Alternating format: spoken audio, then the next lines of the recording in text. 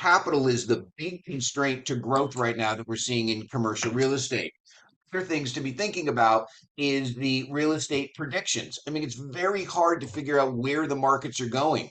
In one of our pre-calls to get this group together, we were discussing, where in the United States commercial real estate is going to be best. Well, it used to be that you would just put a smile on the United States, and those would be the key markets from San Francisco to LA to Houston to Miami to New York.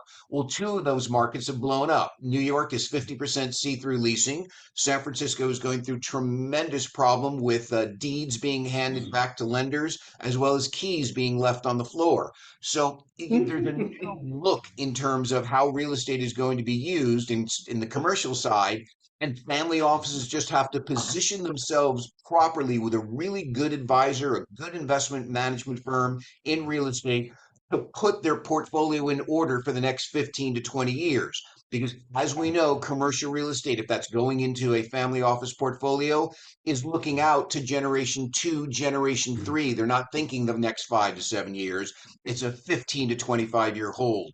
So we think if you're properly positioned in commercial real estate, keeping your debt down and your loans long term, and your financing abilities there, we should be in great shape going forward. So Matthew, can you just comment on see-through leasing and what that means? I've never heard the term. See-through leasing, it just means that the building is 50% unoccupied. So when you look in the windows, you can see from one side to the other. And why I'm mentioning this is for a family office investor, if you're looking at a good sponsor with a good property in a good location, there's going to be lots of borrowers out there that are going to have loans coming due that need an injection of capital. And you can put it in as preferred equity. There's lots of different ways to structure it, but that's a theme that I believe will be very popular for the next several years. So again, I can stop there, but those to me were a couple examples of opportunities for private investors to invest in real estate. What about inflation and some of the economics that are affecting us? The question that I wanted to ask you is, will inflation affect rent and expense growth through the next cycle?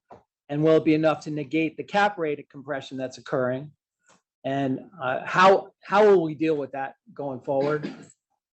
I feel like I want to call David Walker back on that one, but yeah, well, I don't want it to be about the Armageddon that's happening, but I want it to be about where, how do we deal with that? And, how would you deal with it? And how would you recommend a family office address it?